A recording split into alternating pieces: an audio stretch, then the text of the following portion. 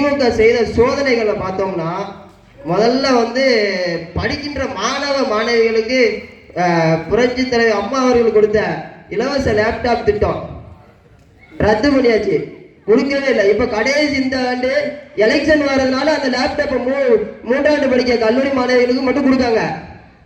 இப்ப கொடுத்தாதான் ஓட்டு போடுவாங்கன்னு ஒரு நம்பிக்கையில கொடுக்காங்க. அந்த மக்கள் யாரும் அந்த மாணவ மாணவிகள் யாரும் அவங்களுக்கு ஓட்டு போட மாட்டாங்க. ஏன்னா அவங்களுக்கு தெரியும், அவங்களுக்கு முன்னே படிச்சவங்க எல்லாம் என்ன பைத்தியக்காரங்களா, அவங்களுக்கு முன்னே படிச்சவங்க எல்லாம் என்ன அதுக்கு தகுதி இல்லாம நீங்க நிரூபிச்சிட்டாங்களா.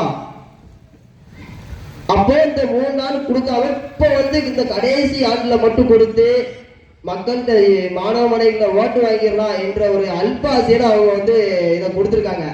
இது மாணவ மாணவிகள் சிந்திக்கணும், சிந்திச்சு வாக்களிக்கணும். அடுத்து தாலிக்கு தங்க திட்டம் ஒரு அற்புதமான திட்டம். அம்மா அவர்கள் தாலிக்கு தங்க திட்டம் கொடுத்துக்கிட்டு இருந்தாங்க, அதையும் ரத்து பண்ணிட்டாங்க. மின்சார கட்டணம் எங்க முயற்சி பாருங்க, மின்சார கட்டணம் எப்படி இருந்த மின்சார கட்டணம் இப்ப எங்கேயோ முயற்சி, அவ்வளவு உயர்வு. அடுத்து சொத்து வரி உயர்வு, சொத்து வரி உயர்வை பொறுத்த இருக்கிற சொரண்டையில பாத்தீங்கன்னா 500 ரூபாய் 200 ரூபாய் கட்டிக்கிட்டு இருந்தவங்க இப்ப 1000 2000 3000 உயர்த்தியாச்சு. சொத்து வரி அவ்வளவு உயர்வாயிருக்கு.